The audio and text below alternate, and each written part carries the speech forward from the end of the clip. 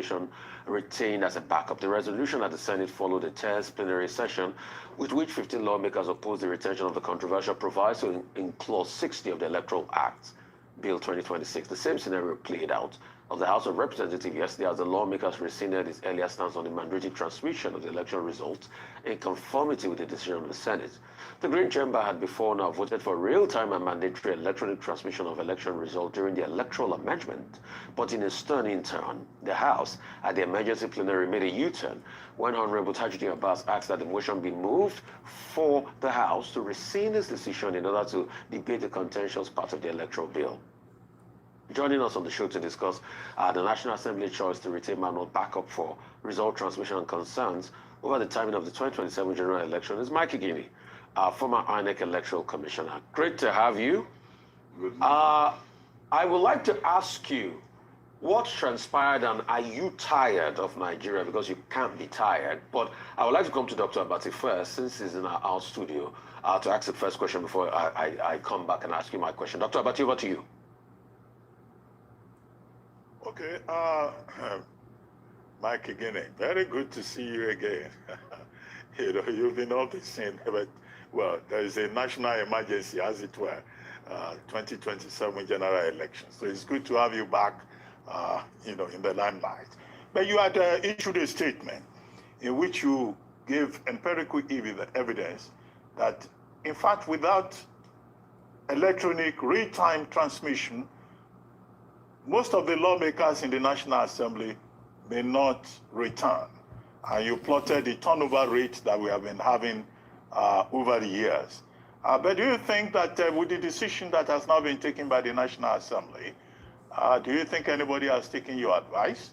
Do you think that they have, the lawmakers have learned any lessons from what you claim befell their predecessors in that National Assembly, or are you disappointed in any way? Thank you, Dr. Abati, Rufai, and Ayo for having me. But I think that before I answer that question, I need to clear something here. And that is that Nigerians have been wondering that for the past 2 years, I have decided to switch off painfully with respect to anything to do with our country.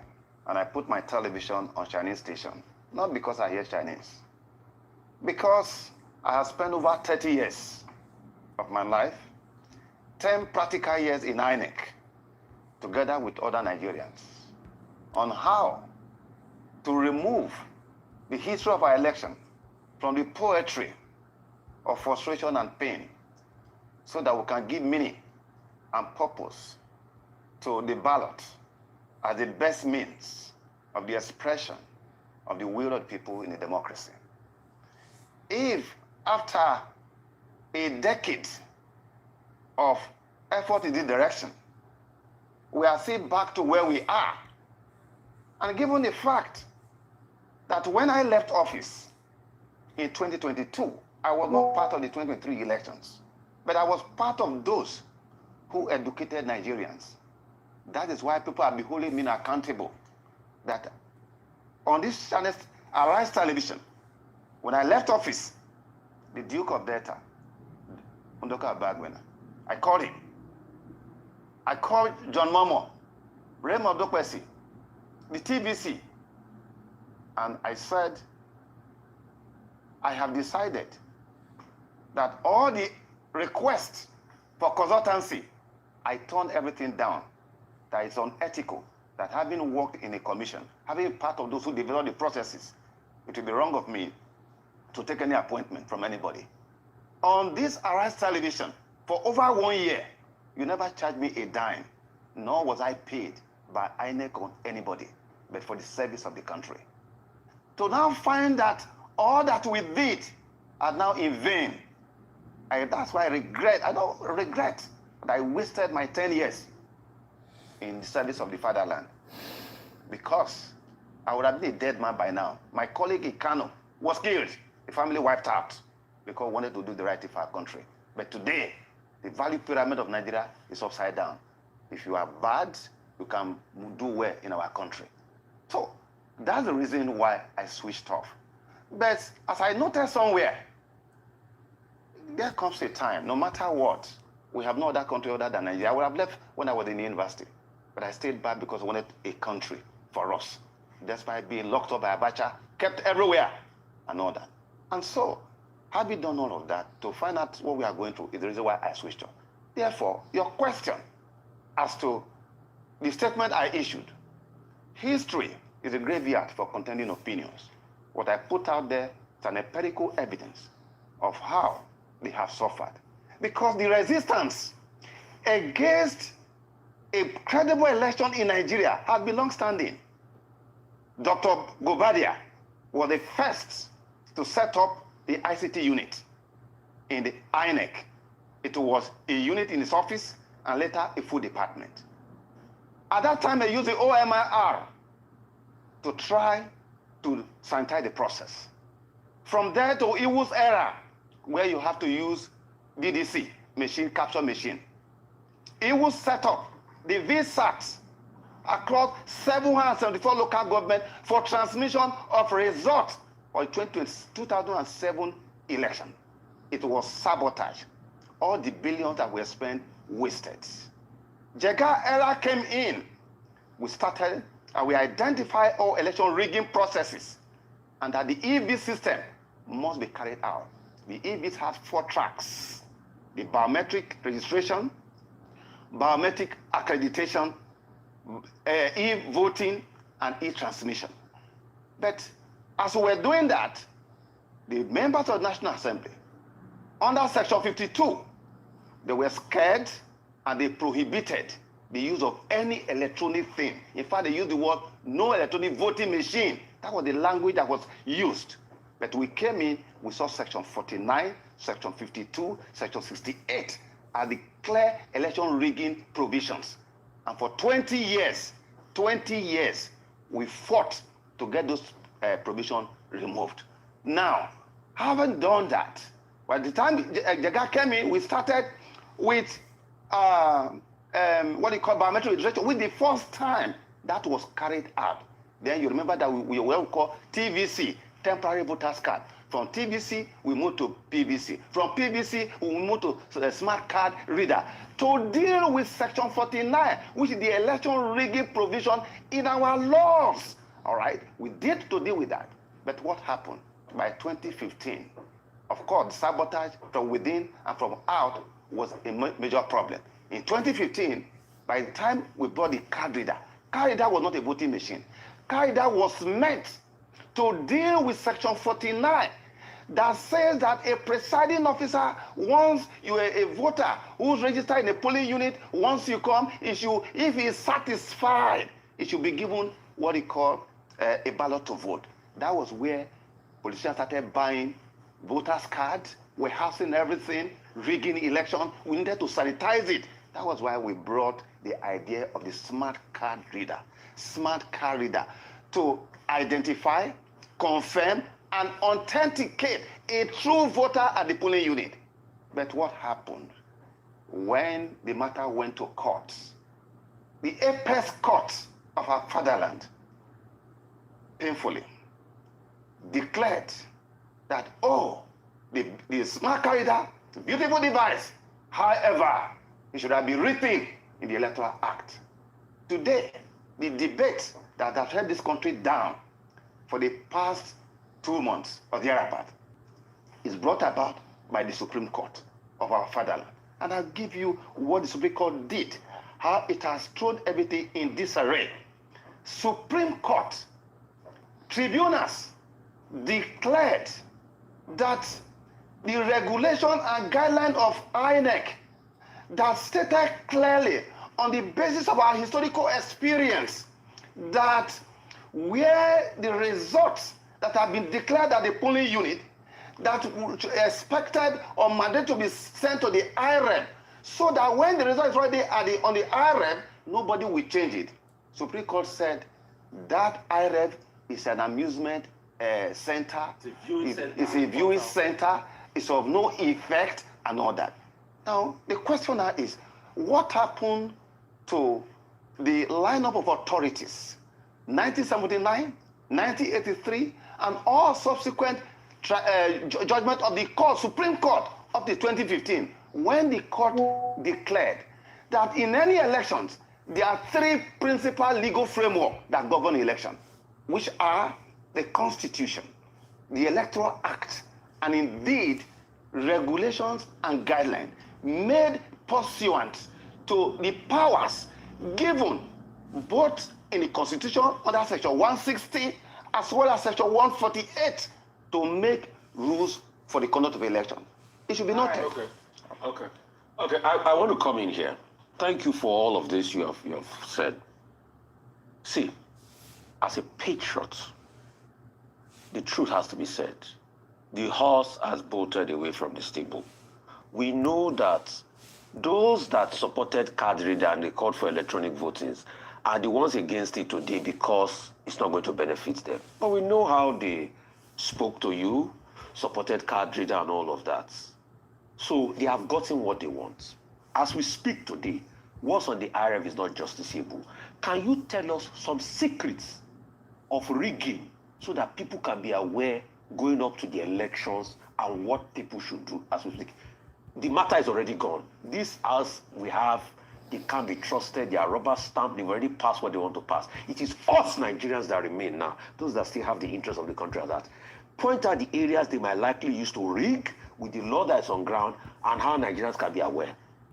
Yes, why pointing that? Because actually it becomes this whole engagement. But the fact that I have accepted this invite. We have to. You know, will not relent. I see this as a mere academic. But let me quickly say this here. And that is that for 10 years, particularly from the Jega leadership up to Mahmoud Yakubu, so much effort was done for e-transmission. There was the INEC NCC report on electronic transmission, which was ready as at 2018. Remember that under the Buhari administration, regrettably, a government that came in through the risk that most of us took, they refused to have amendment to the act. It was only in 2019 that there was no electoral act to amend all the issues we identified in the 2015 election. What was the reason given? Was that ECOWAS required that 6 months to a process they commenced in 2016. Eventually, there was no electoral act in the conduct of 2019 election. Now, when the debate with respect to the 2022 electoral act, don't forget that Buhari regime rejected all the bill 4 times. Rejected it. Those around the president ensured that it was not done. But there's no book of remembrance in our country. If not for those of us who did the right thing in 2015, those in power in 2015, they will not be there today. Yes. But the moment they came in, they eliminated everybody that was lying, all the director and all of that. Yeah. That is what happened. So now, when we, in 2021, when the debate came up, the debate was premised on 2 grounds. That INEC was not ready, and that there was no national infrastructure. When that debate was going on in 2021, in respect to 2022 Electoral Amendment Bill Act, INEC was never invited. And I likened, and I addressed the press conference, and I said, why is it that we are behaving like some of the group of people I saw in America? They discuss about the right of abortion of women, but women are not part of it. Do men get pregnant? Why is it that those who are not conducting elections are the ones saying INEC is not ready? That led to a statement issued by the commission to the effect that the commission had carried out 10 years of piloting. As a matter of fact, as a commissioner in Cross River State, Leah Imoke's second term election was conducted, and we pioneered the first under Jega leadership, the transmission of results from the ward in the 18 local government. Like your studio here, I sat in my office and I was seeing the result, and they were updating from each of the ward local government. So because of time, all the arguments, don't make it. We know they are lying already. We've debunked all the arguments. It has been passed. So how now the areas they are going to use to rig, tell Nigerians. All those arguments, we've made it to the past. We know they are. The consequence, the danger of what has been passed is that we are bringing back what we call incident form. This is another version of incident form. Yes. Because there will be no network. History is a graveyard for contending opinions. When we introduced Carida, we decided to have an application for those who don't have fingers. So that we are looking for all-inclusive electoral process. Yes. But you know what happened? Politicians connive with INEC full staff. That application for only those who don't have fingers was now used to use incident form. The whole of community no longer have fingers and all of that. You see, discretionary power can be abused. The danger of what is going to happen in 2027 as follows. At the polling units, presiding officers' lives are going to be in danger. Because where Nigerians are gathered, results of polling have been announced. Everyone could look at his telephone and you could see network. But the presiding officer says that there's no network. You are going to put the life of that presiding officer in danger. Meanwhile, the children of all the political elite are not going to be at the polling unit. It's the youth corpus that they are going to be faced with. This is a clear danger. Okay, so With respect to that, so what they are going to do now is like an incident form. Another version of incident form, which for you to sabotage the entire. Another one. Can we take another one so that we be revealing all the secrets to the people? I don't think every of these things I would like to say here. Let's say it. So that people will hear it. Because first, one of the danger of what they are trying to do is this. You know that in 2015, in 2019, there were evidence of collusion of some of our staff when they gave the serial number of EC8A in certain polling units for people to print. So when you now have what do you call it from EC8A that have the same serial number and the essential feature, and they are transmitted to the IRF, which one are you going to pick? So they are going That to is print ECA. yes, because in 2015 it happened. Yeah. In 2019 it happened. When INEC went to court to charge, some of the people came to the Senate, one or two persons, it was a common knowledge, came to the Senate. They produced INEC results. But the essential features were not complete. INEC went to court. Regrettably, the court upheld a fake result produced by, even when INEC distant, it said that this is not our original copy of So I result. see that, Mr. Ken, and thank you so much. It's not just the legislature, because now you've also looked at even the judiciary. And even in the case where you came out to give evidence, they still ruled in favor of the result that was not produced by INEC. So even though the legislature is in the eye of the storm currently, it is across the three tiers of government: executive, legislature, and judiciary, in terms of how badly how our elections have been run and how credible they are. What is the way out? Because I don't want to leave people feeling despondent or increasing voter apathy for Nigerians who are watching. I want us to still have that sense of a light, despite how dark the tunnel is. So what is the way out? And maybe that's why Rufai was asking the question around where are some of the errors still are now, because no matter how bad it seems, there are still people who are willing to go all the way in defense of democracy. What are the options available? The greatest option that we have is the judiciary that must stand tall and mighty in defense of democracy and the rule of law.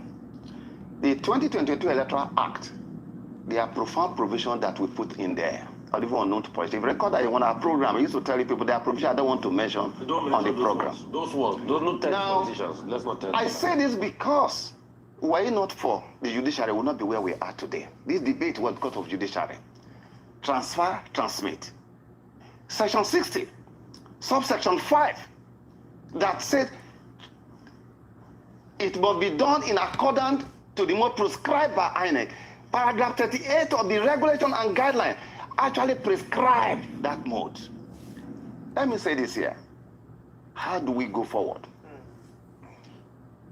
one of the things you must remember about the military, despite all the things that we fought military, it was the decision of the military that if election is, there was a decree that if election is bad, is rigged, it should not be the court that should confer victory on anybody, that should go back to the people to be sure of the will of the people.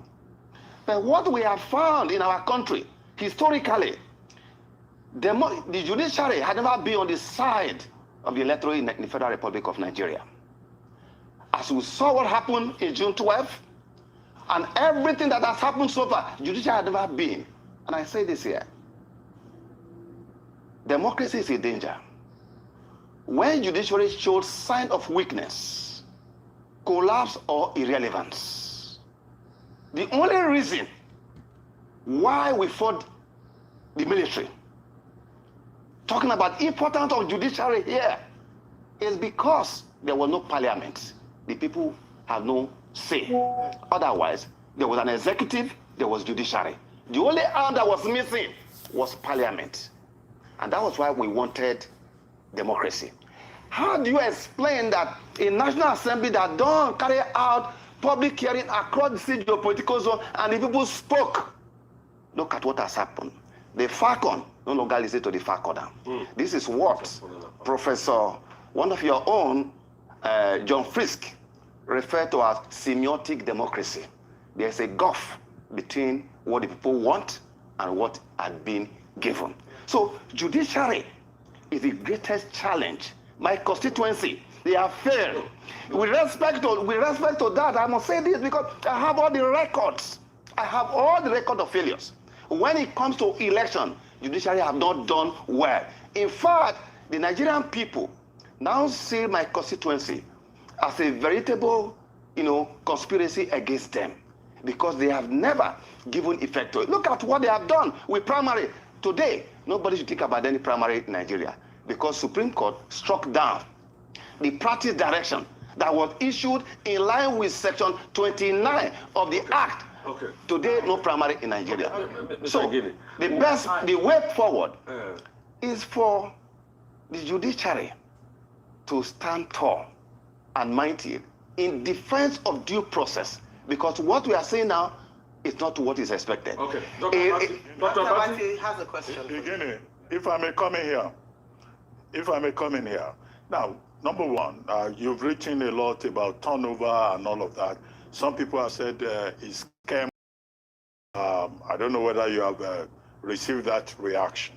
And people are saying, in any case, if 70% or 80% of the current members of the National Assembly don't come back, Nigerians would even celebrate. So turnover in the National Assembly should not be an issue.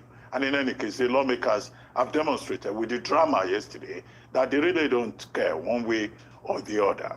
You've talked about dangers. Now, as a patriot who still believes in this country, two suggestions. Some people have said you should write a book because you seem to know so much about our electoral process. But more importantly, what are your recommendations beyond what has happened with the Electoral Act Amendment Bill? What are your recommendations? You've talked about the role of the judiciary. How about the security agencies? How about the media? How about civil society generally? Without falling foul of the allegation of trying to incite people when you say there will be danger at polling units. That could discourage people. As a former chief electoral officer yourself, you should be encouraging people to come out. But what do you recommend? Dr. Abati, a stone seeing coming should not blind the eye. When I give my advice, the reason why I broke my silence before the decision taken was to offer the nation, particularly members of the National Assembly, the opportunity to know this.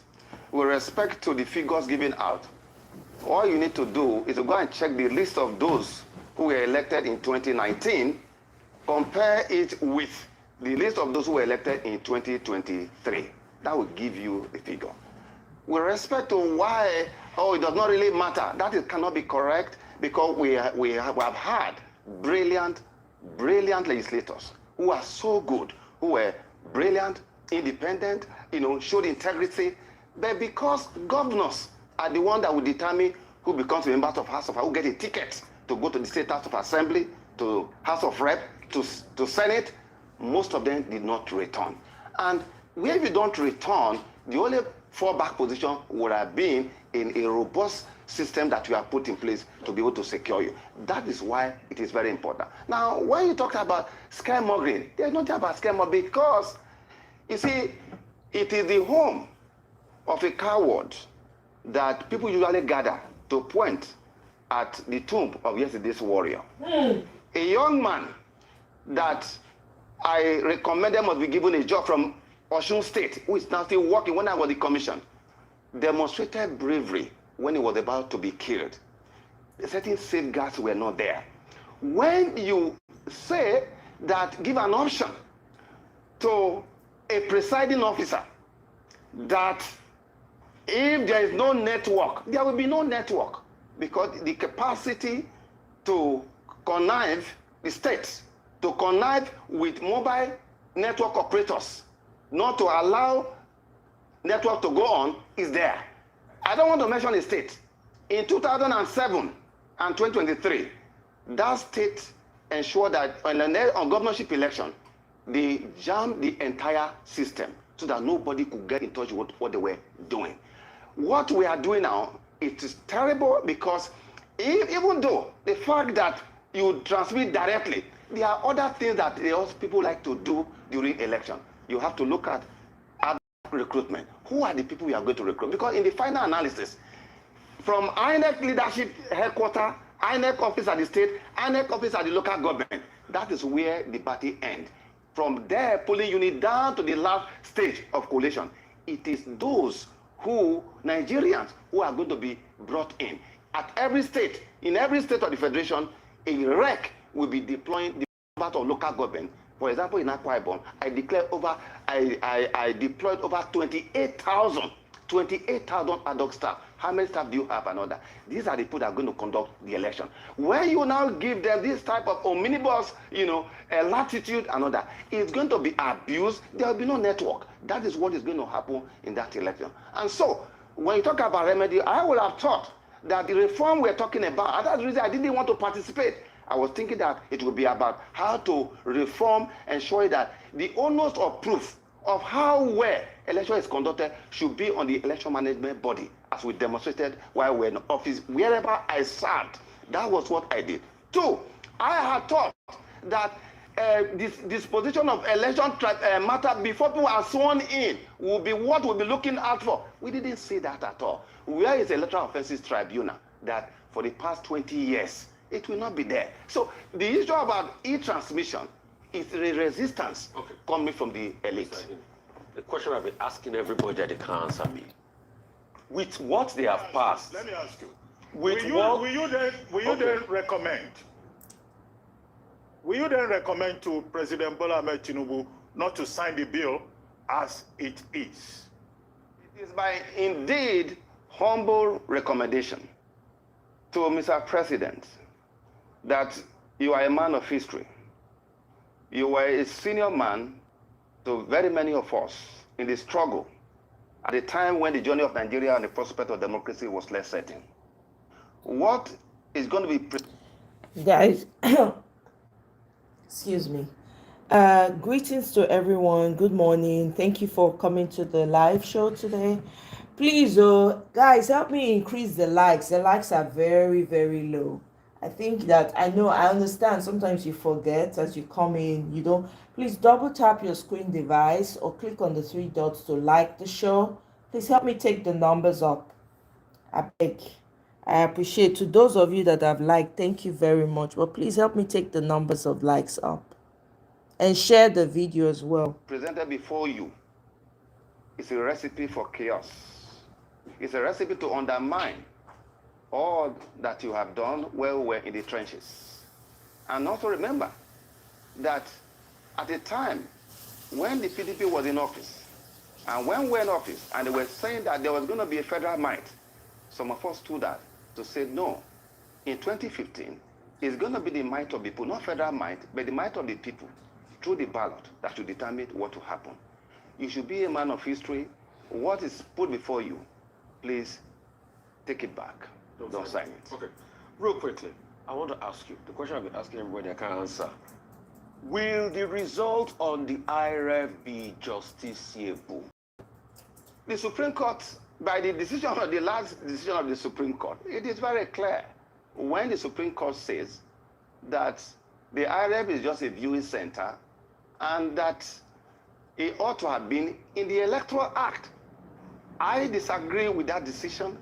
It is contrary to the whole line of authorities. Decision by the Supreme Court is sad because regulations and guidelines made by the Commission pursuant to Section 160 as well as Section 148 of the Act, they have the force of law.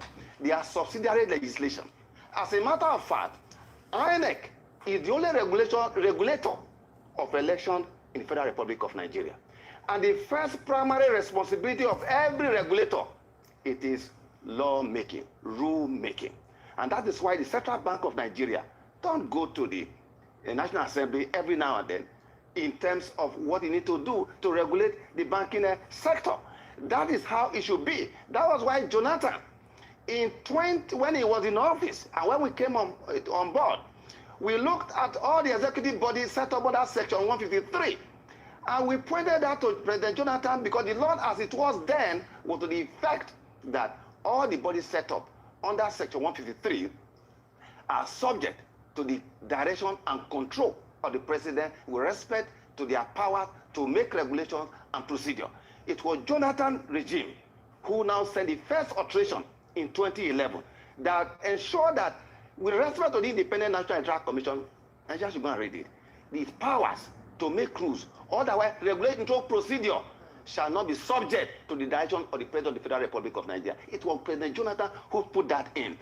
The decision of INEC that transmit the results from the polling unit to the IRF, it can be encapsulated in three words: trust, safety, and efficiency of the decision of the people. Because everything that we have developed is to ensure that who becomes what must be determined at the polling unit, not in the court of law. The court should determine who becomes a governor, a member of the House of Assembly, a president of the Federal Republic of Nigeria. Let that be the decision of the people. That is the lesson.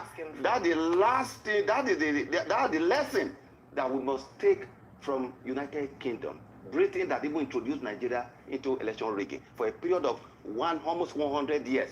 There was no post-election adjudication in United Kingdom. And that is what we should learn, because the court in England, politicians, they are scared of the court in England. Because in the absence of strict and purposive interpretation of the law, because every provision of Electoral Act, so sponsored by INEC, is to deal with a mischief, that it is now the duty of the court to advance the remedy that have been proffered to deal with that remedy, and not to do what they are doing right now, working with politicians, agreeing with them to do what is being done. That is the only way we can have a democracy that we are proud of. That's the only way we can build a society where there will be opportunity for all and responsibility from all.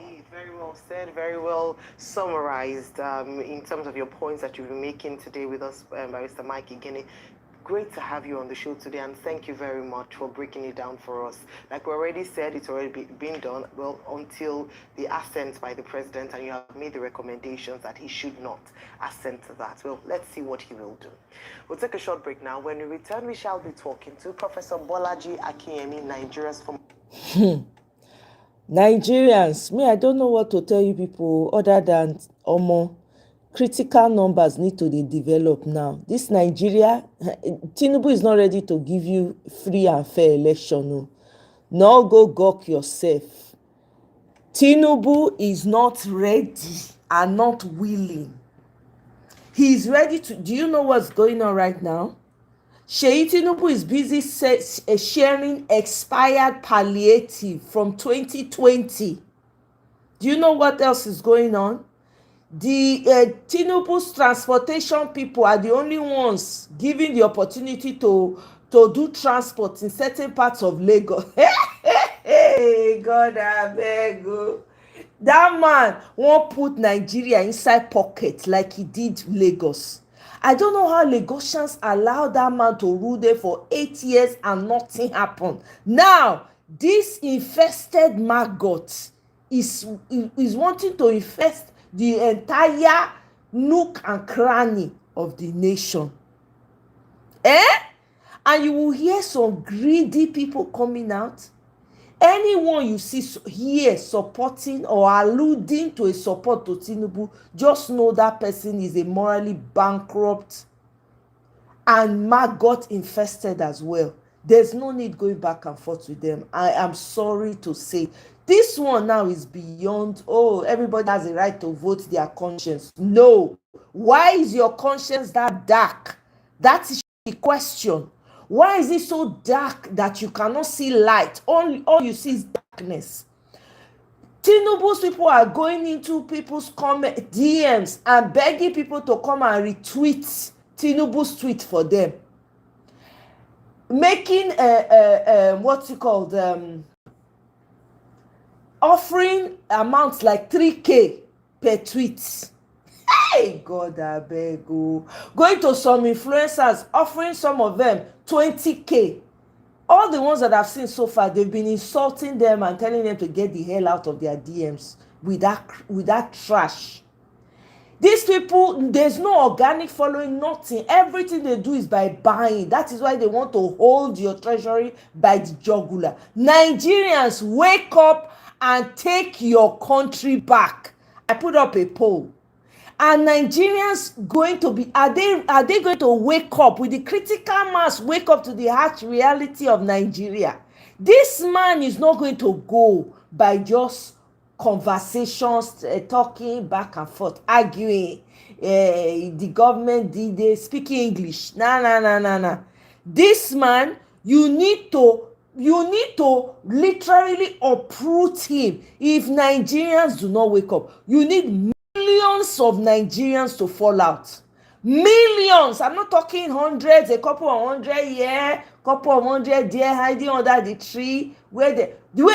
They need millions of Nigerians need to come out to the point where even if they throw tear gas, the tear gas not go see where pass. This is what needs to happen. People need to be mobilizing their people from every corner, every village, to mount their guard. Everywhere need to be blocked with human traffic before it gets out of hand, before election. Since they say they're not giving a free and fair election, the other option, since they won't allow rigging, before the election, una need to take that country by the jugular. I don't know what else to tell you. If you are waiting for 2027 or more, it's too late. Oh, it will be too late. This is the time to mobilize. If they do not remove that manual, if they not remove and forget, may everybody now, everything need to do, everybody lives now, mobilizing, waking people up. We need millions of people to wake up. Not a couple of hundred people. Not a couple of hundred people. So, I don't talk my own finish. No, what should have happened?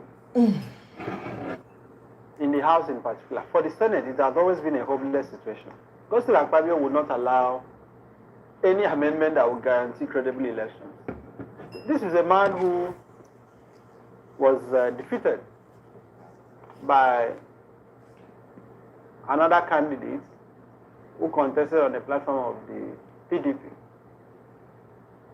And when he lost that election, I'm not sure he really recovered. I'm not sure Fabio recovered in 2015 when he lost the senatorial election. In 2023, you are aware of the circumstances in which he himself got to the Senate. He wanted to be president, a presidential candidate. He bought the ticket, the nomination form of the APC. He did not contest in the senatorial primary, but today he's the Senate President of Nigeria.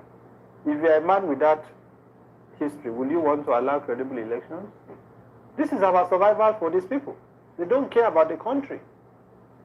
They don't care about Nigerians. We should even be talking about electronic voting. Electronic voting. I should be able to sit in the comfort of my home, pick my mobile phone, and vote the party or candidate of my choice. But just allow real time, compulsory, without any room for discretion. Because the moment you say manual, I don't want to be a conspiracy theorist, but what stops them from ordering internet service providers to shut down internet on that day? Have you considered that? It's a Or possibility. to deliberately target certain areas and frustrate internet from being accessible. So what they have done is that they have already undermined. For me, this is an indication that the coming elections is already being rigged. Because the last election, the problem was identified. INEC claimed there was a glitch. A glitch that National Assembly has not investigated. Akpabio has not bothered to investigate. Right? Tajuddin Abbas has not bothered to investigate. Tinubu has not bothered to investigate. Professor Mupita, the current INEC chairman, has not bothered to investigate. Nobody has bothered to investigate Mahmoud and his co-travelers, what they claim. And the billions of taxpayers' money that was used for that. Nobody in Nigeria has, no institution in Nigeria has bothered to now. investigate. Before we move on, New Section 60 that has been passed by both the House and the Senate actually makes our elections worse than we were before, because we have now codified glitch, a legitimate defense for not uploading results. We have also codified from EC8A as the primary source of information, meaning that whatever is uploaded into IREF is generally useless. It's for our funsies. Uploads mean nothing. And before, it was something that could be litigated and was litigated, but now we have codified it that IREF is in fact useless. It's worth nothing. It means nothing. You can upload a picture of Barney and it would not matter. The only thing that matters is the Form EC8A that is signed and the Form EC8A that is said to be correct at the Collation Center, which means that our elections are open for manipulation, mutilation, and rigging. It's a free-for-all. We all understand that. I think Nigerians all understand that. Now let's talk about the importance of Section 84. Where the country is going by 2027, if we allow all these our senators, House of Reps member, everybody to come back an executive by 2027, 2028, Nigeria will now be one party state. They are even planning 16 years in office. So these people will enable third term, fourth term for their president, and Nigeria will be fully captured. You can see what happened in the House of Reps yesterday. So we saw everything. So you can see what happened at the Senate. So you can see the way they are going. If you allow all these people to come back 2027, Nigeria will be gone. Nigeria will be like Lagos in the pocket of one man. And he can say, oh yeah, give me third term, give me fourth term. He will be like Sudanese president. They will be like Uganda president. And we'll just be going like that. It just be going like that. I'm telling you, the way the country is going now, we don't even have 3 arms of government anymore. We have one now. We have only the executives. The executive doing their rascality. You can see what they are doing to ADC now. They even want INEC to remove ADC from their book. You can see the way they are going. If you keep quiet and you keep watching them, by 2027, 2028, they will change our constitution to say this president can do 16 years, can do even 24 years, can even transfer it to family member. You think it's a joke, if they laugh, if they go, and you will feel it. The only way not to feel it is to rise up now. People need to be talking about converging in every corner. Breach of the Constitution, Section 56 sub 1. Because when the Senate President called for vote, he joined in the voting. You don't vote. The Constitution said that you don't vote, except where they are equal, the votes are equal. You now vote to decide. Immediately he called for vote yesterday, he jumped up from his seat and voted. That one is on that. Then secondly, this is a technical way of institutionalizing electoral fraud in Nigeria. And we are going to say no to that because we are now back to square one. Because it's good that we let people understand what we are even talking about. In the first instance, this adoption of an electoral law now has given not even the INEC, the presiding officer, to decide what is going to do with the result at the polling booth. Now, you are saying that communication failure. What constitutes communication failure? Who is to decide that there is a communication failure? That is the presiding officer. Now, you say that he can, once there is a communication failure, he decides when to upload. So he's not going to upload it in real time. That's why they removed that. So going from the polling booth election center, he can do whatever thing he wants to do with the result. Now, the question there is that if the matter gets to court, you now discover that the paperwork is still what court is going to admit as the primary and authentic result, not what is in the IRF. So these are the reasons why we should continue to fight until they get it right. They know what they are doing because this is they have regrouped themselves to rig themselves back in order to continue looting the treasure of this country. And we want to say no to that. That is what the society group are still fighting, to say, no, you must get it right. We elected you there. You do what we want. Very good. How relevant is the CSO's mobilization and protest over this issue if the National Assembly is still sticking to its guns? Now, we are calling Mr. President not to sign that tissue paper called law. He should not, because one, the government derives its own power. The executive, the National Assembly, they derive their own power from the Constitution. Whereas the Constitution derives its own power from the people. The people is number one. The people are saying that this is what we want because of their own personal, selfish interests. You want to thwart the intention of the people, the good intention of the people, because of their own fraudulent intention. So, and the people are saying that it cannot fly.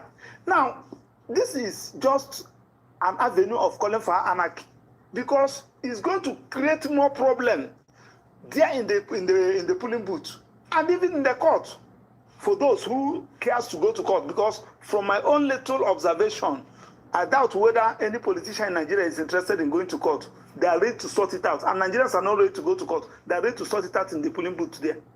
So the earlier they get this thing right, go by the wishes of the people, the better for them. So this issue of regrouping to rig election, planning to see how you can outmass the entire public in order to come back, it will not stand. So the protests continue. People should come out, continue to protest, and we have seen those who voted. We saw them yesterday. It's on the internet, it's on the social media. We know those who voted in favor of this fraud, and the people that they are representing, they are waiting for them. So the earlier they get it right, the better. So the option now is that let the Mr. President return it back to them and ask them to get it, let them do the right thing.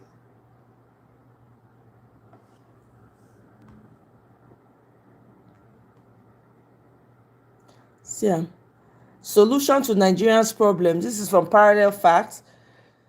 May require some form of revolution because we are dealing with fatalistic political class. Yeah. Under Tinubu's watch, police officers who retired from service since 2024, they've not been paid their retirement money or pension money.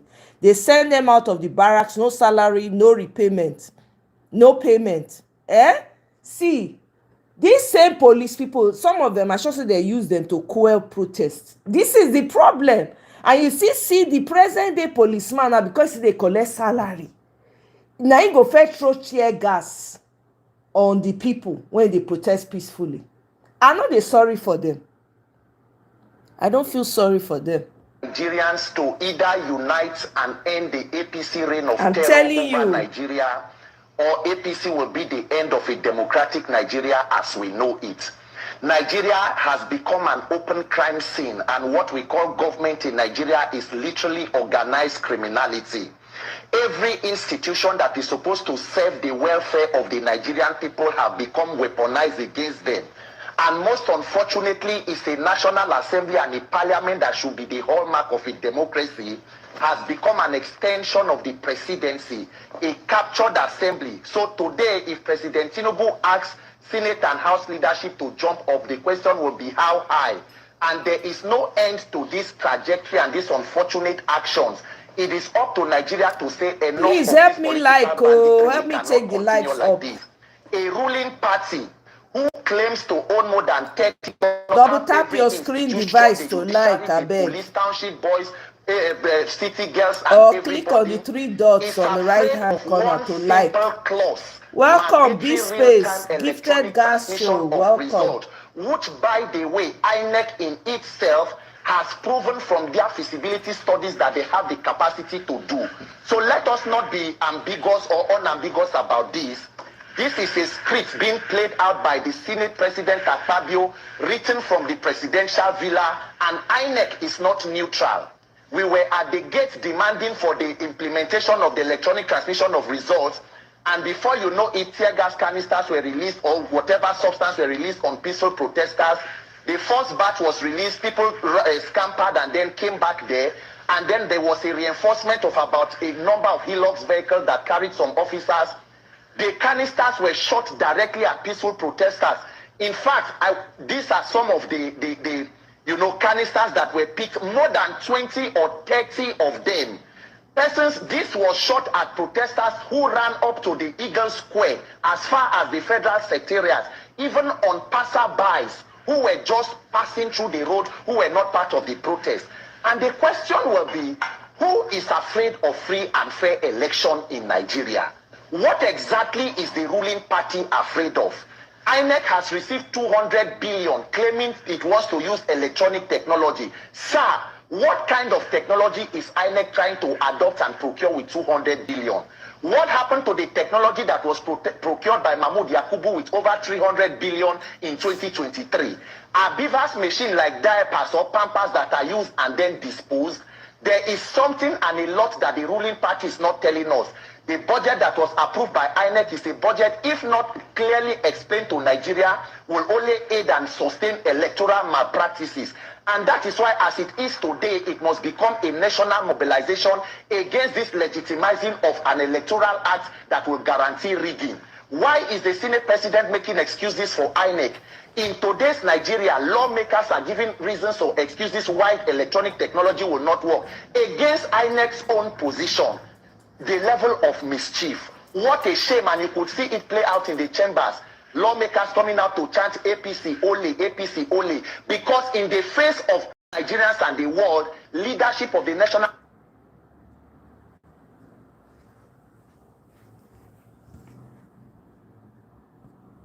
Yesterday, people fraudulently took over democracy, and the cries of APC only rang in the air. Yesterday, the same House of Rep that has shown to themselves to be a beacon of democracy went against what they did and became an aberration by trying to rescind what they passed initially in December that was in the interest of the people, and they railroaded the people. Because you can see the voting process in this was reports when clearly the speaker railroaded the opinion of others. And that's why the cries of thief, fraud rang the air. Yesterday, I cried for the death of democracy in my country. You see, for all the partakers in the looting of democracy, go ahead, have your day. Maybe you will have your elections. You've passed laws that favor you. we will see if the people will give you a chance. And that's why I call on you, the Nigerian people, to not sleep while the National Assembly, the Fed House of Rep, had passed something. Then we started seeing when the likes of Honorable Balogun came on this show, I started saying what the Senate passed was good. So we knew their plan, that they wanted to align. And they brought it yesterday and they eroded the people. And that's why people protested. Kudos to those that protested. You see, they can't stand the weight of democracy. That's why police resorted to tear gas on the face of the people. The Senate too, and for the love of God, please, the Senate should be able to show us electronic voting components. Not just by saying they should raise up their hand and they count them. No. The likes of the lion of the Senate, I would like to give him a name today, Inaya Baribe, stood up. And they protested about that devilish proviso, which we all say is a rigging machine. And you will see the 2027 elections. Shambolic it's going to be. Let's not deceive ourselves. It's a rigging machine. Because we have done the empirical analysis to show that you can actually have 97 to 98% transmission in this country. But they deliberately went against it. The Senator Akpabio, in his magnanimity, said, okay, let's put it to a vote. Obviously, you know it was going to be a trouncing. But you know that proviso is inimical to democracy. So they went ahead and they passed it. The truth is, they should keep raping democracy. We have seen it. We've seen it. Gbogbo yin le lọ́wọ́ ńbẹ̀, gbogbo yin le lọ́wọ́ ńbẹ̀, bí Nigeria ṣe bàjẹ́, gbogbo yin le lọ́wọ́ ńbẹ̀. You all have a hand in it. The story of how this country gets destroyed every day. It will be on record. We spoke our parts. We will not sugarcoat the truth here. We say it the way it is. We don't want you to like it. It's not a popularity contest. I'm fighting for my nation and for the generations yet unborn. It's not for some people in government today. Because it's transient. Even if they do.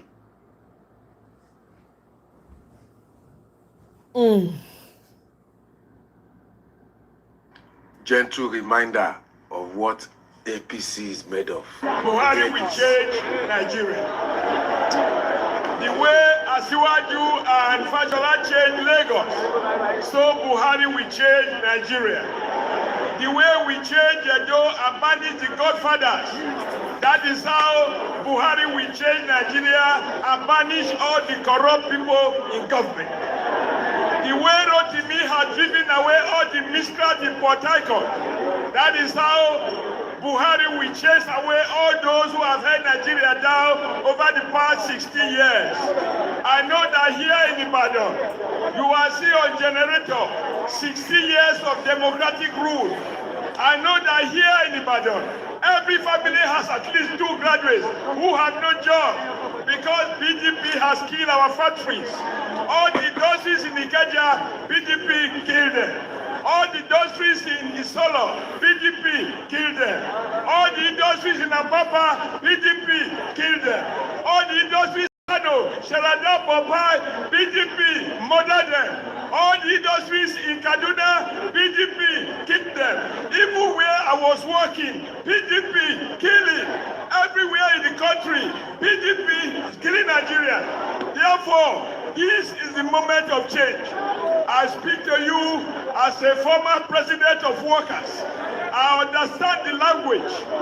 PDP believes that the exploitation of the majority is necessary for them to sustain the crude accumulation that they have submitted the country to. They have run out of lies. They promise what they will never deliver. Today they are asking you to pay what they call fees charge for electricity. When they give you darkness, they collect money from you. When they came to power in 1999, kerosene was 16 naira, diesel was 18 naira, petrol was 20 naira. Today as we speak, the poor Ibadan woman is paying 150 naira because PDP even exploit the poor. Enough is enough. On February 14, my brother, my own brother, the president, will escort to his village. And we will bring Buhari to the villa so that Nigeria can move again. Enough of a leader who does not know the difference between day and night.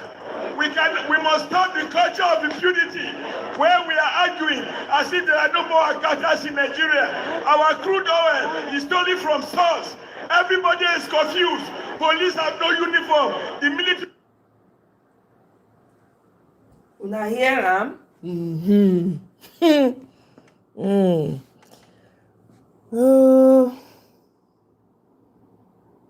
See that they protest. Commercial drivers are currently protesting the ban on minibuses, popularly known as Korokpe, imposed by Lagos State government. Yeah. From this Korokpe war, it's not easy. More than 10 people, on every time we eat, they win from this Korokpe war. They should not ban us. How many children do you have? How many children do you have? I have 2 children. Madam, what about you? Driver. She has 4 children. You know, if you take the job away from her, she's saying, what will she be doing? You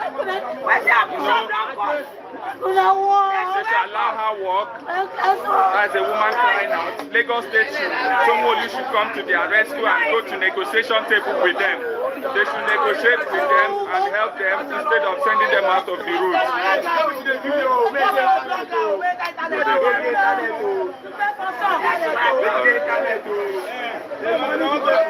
What is the bill they are bringing?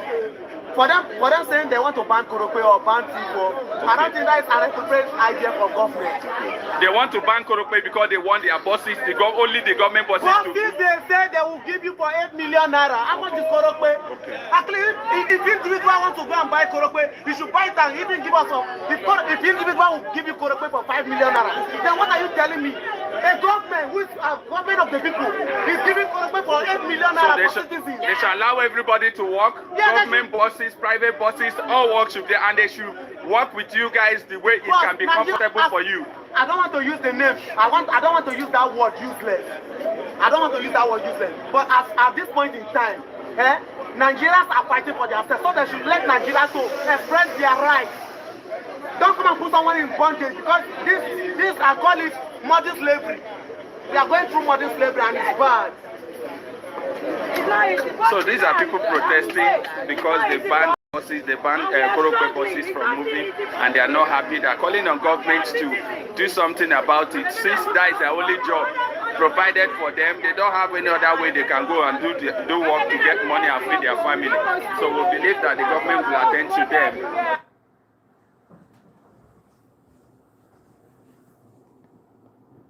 Went to the National Assembly with a simple demand. Nigerians want mandatory real-time electronic transmission of results to be included in the electoral amendment bill to foreclose every attempt to steal the mandate and the vote of the people.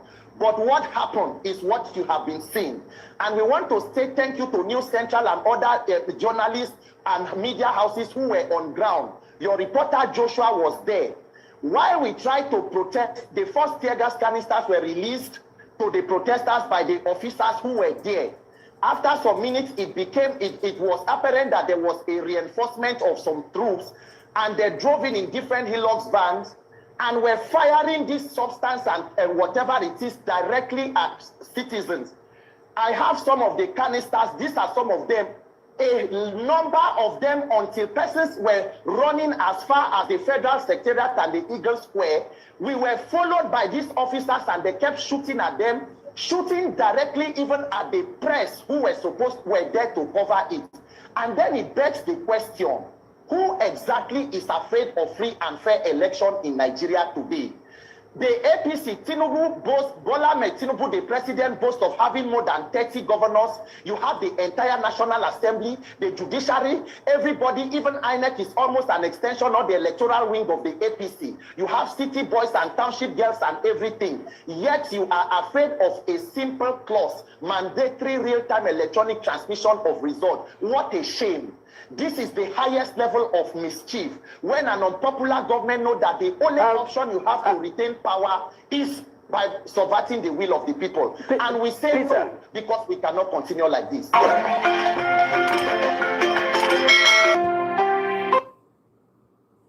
We didn't have any money. we were just living by the grace of Allah. We don't think so many people divorce their wives. That's why. No, off your mic. So, off your mic.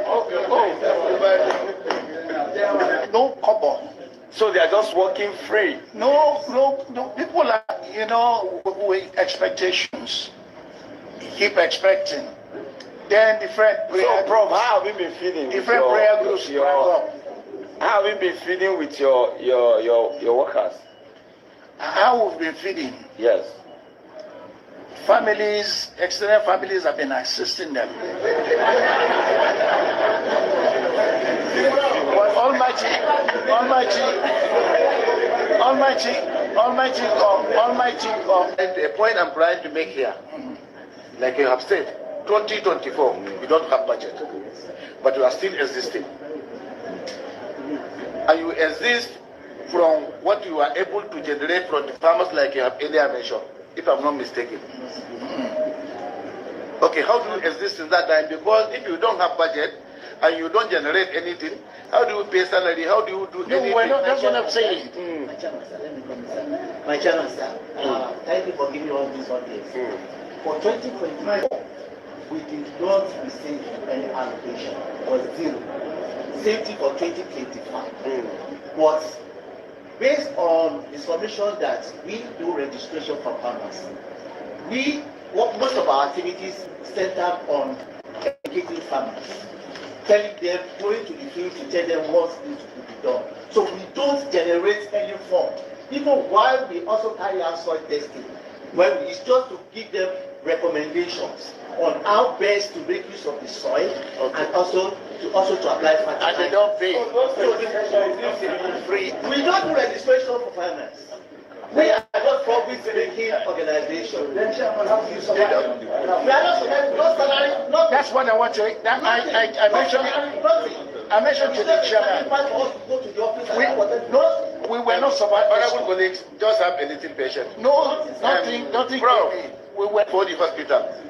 By the grace of God and the hospital, with the caliber of people you have seen here, and doctors you have seen here, definitely we will overcome the sickness. What we just want to understand, I want you to listen to me carefully. Yes. What we want to understand, that's why everybody you see here that are trying to raise his hand, we want to understand something. My co-chairman, my distinguished chairman ask you a question, whether you have any development partners that are assisting you. You say no. I think that's what you have said. Yeah, that's what I'm saying. You don't have any bank agreement or with any other association that is assisting your agency? No. The only thing we're developing.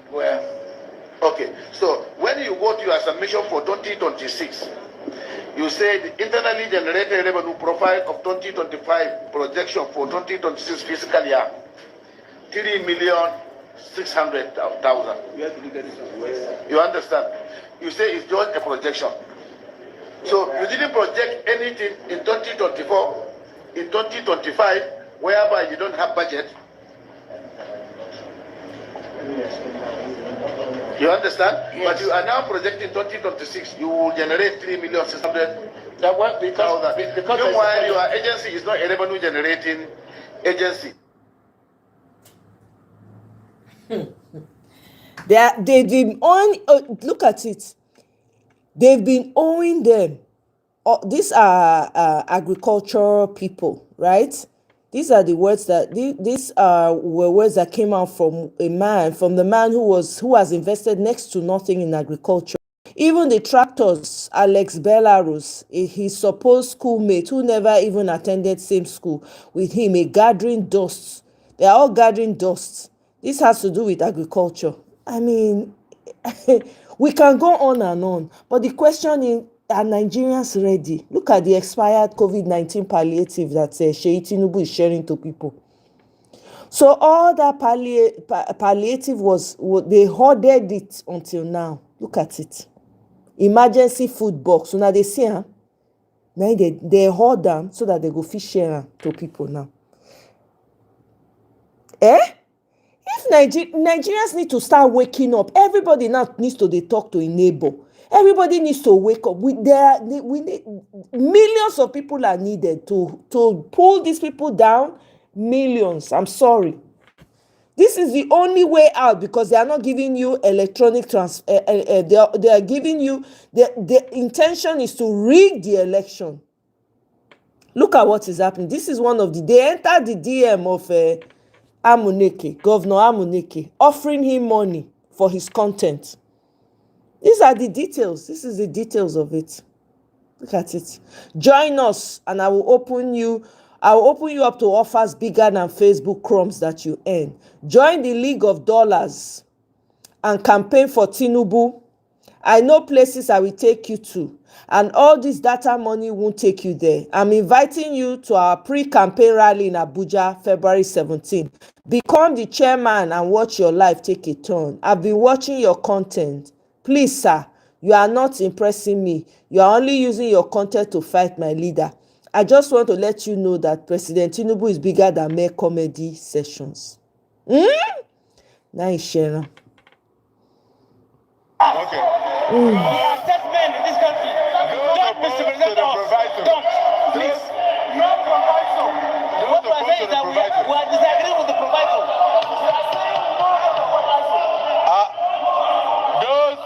Those opposed to the proviso. Those opposed to the proviso. Can you now stand up and raise your hand? Count.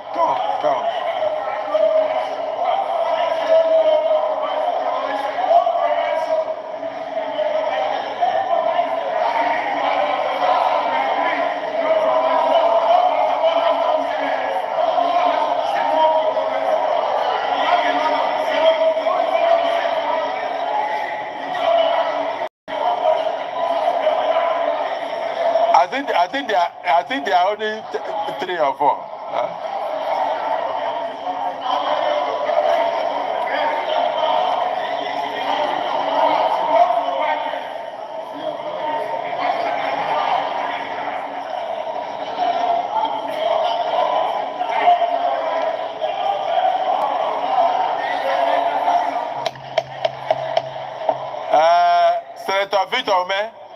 Senator Victor Omoye.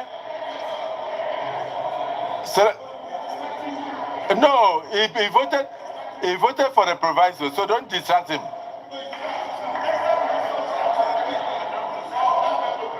The result is as follows.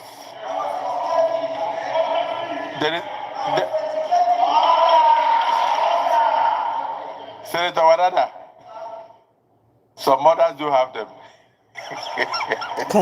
But continue. No, Senator Wadada was on it. There's no need, please. You guys know how it all came out. Which is on the legality of a transmitted result.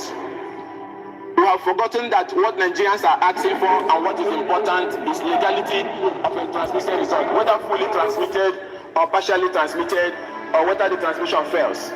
And the least we can give to Nigerian people today is to give legality to that. And the amendment, what is the amendment? Not a debate. What is the amendment? And the amendment. The amendment is that where there is successful transmission,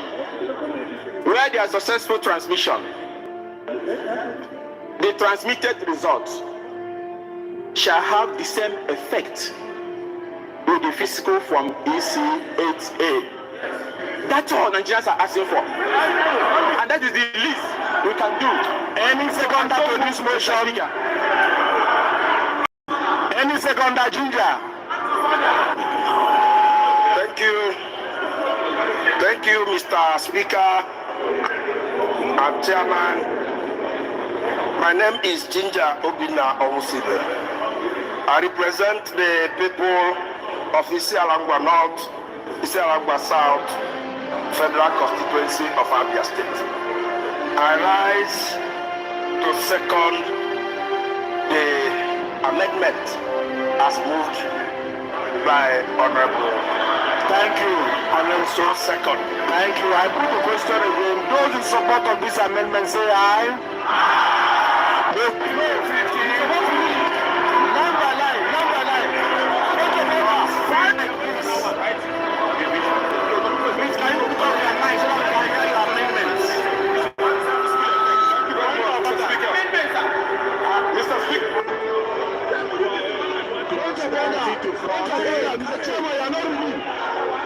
want to know. You are not looking at the 71,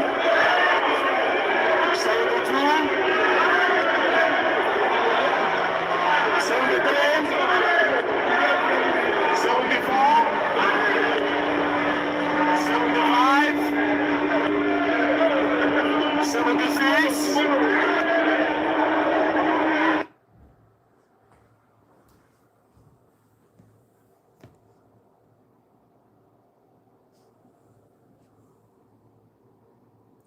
I'm telling you, they need to make life unbearable. I'm telling you, oh, Kola, the critical mass need to wake up. My own very simple one. We're here to talk about the future of our country. All of you know what is happening to our country today. That's why we're campaigning that you vote out this government. Because they've destroyed and have destroyed our country, Nigeria. Today we have insecurity across Nigeria. We have hunger across Nigeria. We have suffering across Nigeria. The only thing that is working in Nigeria today is bad news. Every morning you wake up is bad news. We're urging you to vote for a change and bring a new Nigeria where our children will be in school, our hospitals will work. Today, if you're sick in Nigeria, if you're a Muslim, you're praying to Almighty Allah. If you're a Christian, you're doing the same thing. Because we are now in a country where our president spends 360 billion to buy and refit his plane and spend 36 million in capital votes for Ministry of Health, 0.0116% of the budget. That's what he spent.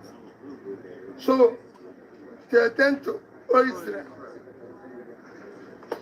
to attend everybody, there's nothing working.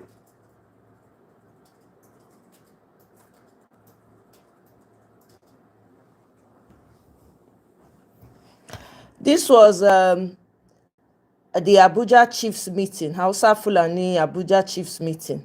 Okay, he and Atiku, I think, were there. That money they're giving you is why there's no school. That money they're giving is why there's no hospital. That money they're giving is why there's no road. That money they're giving you is money. What we are desiring now is a Nigeria where a child of nobody can be somebody without knowing anybody.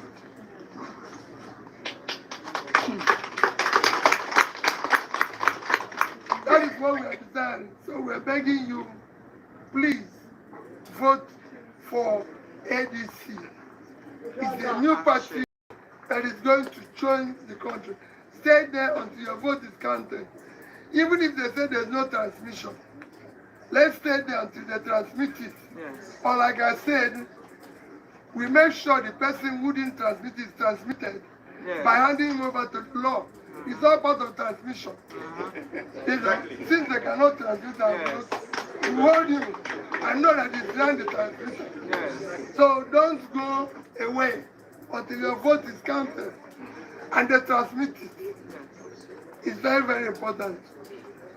Thank you for the opportunity.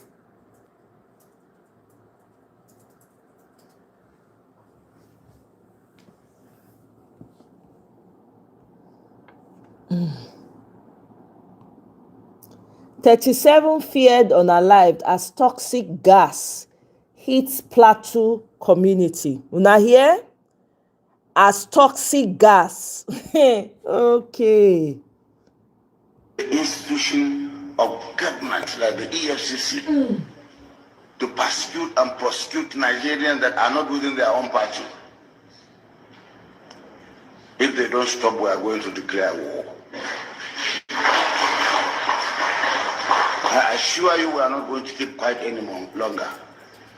I won't allow anybody to criminalize me because I'm not in their party. And I refuse to join their party. And I will not join their party. My family members, my officials have been taken like anything, locked up, without any reason. The institution of government like the EFCC to persecute and prosecute Nigerians that are not within their own party. If they don't stop, we are going to declare war. I assure you we are not going to keep quiet any longer. I won't allow anybody to criminalize me because I'm not in their party. And I refuse to join their party. And I will not join their party. My family members, my officials have been taken like anything, locked up, without any reason. The institution. Caller, the people in the villages and the whatever, politicians in the villages and towns have no power. But you don't know that one. The politicians in the villages have no power. They only do what Tinubu tells them to do. You know they see what they play. I don't understand. It needs to be concentrated on Tinubu and Akpabio because they hold the entire power. The state governors cannot do anything without the federal. Are you aware of that? Do you know that there are some states that the local government has been made insignificant? They don't give them money. If if you go and meet the state government and say local government need money, state government go first call federal. You don't know what they play. I don't understand though. The pressure needs to be on Tinubu. Tinubu is trying to turn it to a one party where everybody is hailing you. You know they hear when they praise and when they enter anywhere, whether they say on your mandate we shall stand. They are worshiping one man that has all the power. You know how powerful the president of Nigeria is? You don't know that the buck stops at his table? Even Tinubu himself knows. During Jonathan's time, that's what Tinubu was singing. The buck stops at the president's table. So what are you saying, my brother? The pressure needs to be on them. That's where it needs to be. How many places in the villages and the towns have you seen that there's protest and it had any effect? Do you know how many villages and towns have been protesting? Do you know how many? Do you know how many people have been slaughtered? Does it make it to the evening news? You don't hear about it. Which one happened recently where they sent soldiers? Some women were protesting the unaliving of their people in the middle belt. When women came out and were protesting to their local chairman office or whatever, what happened? They sent police, DSS out on them. They unalived some women. I mean, come on, Kola, I don't understand. The pressure, everything needs to be on T-Pain and Akpabio.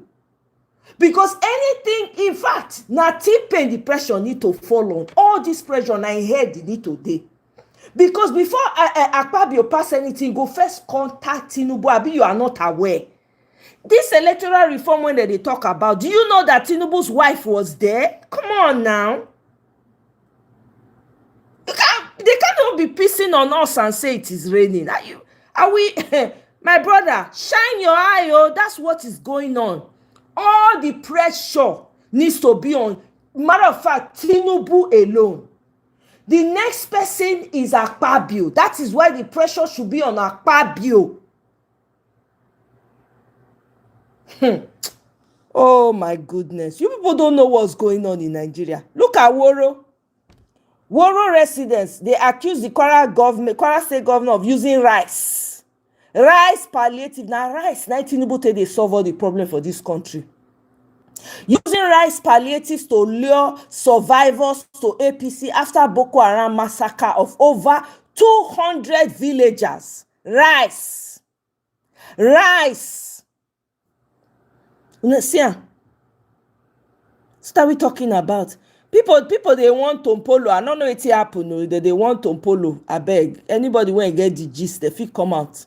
Now, Enugu state government, una know they were forcing workers to fill out APC cards that requires their name so that they can use it during votes. Now they have come to Imo State in the guise of City Boys movement, and they are forcing Southeast students in Imo to sign up for fake empowerment programs, which requires NIN. Kuna listen. Knowledge. Kai, them tear gasos. Them throw tear gas.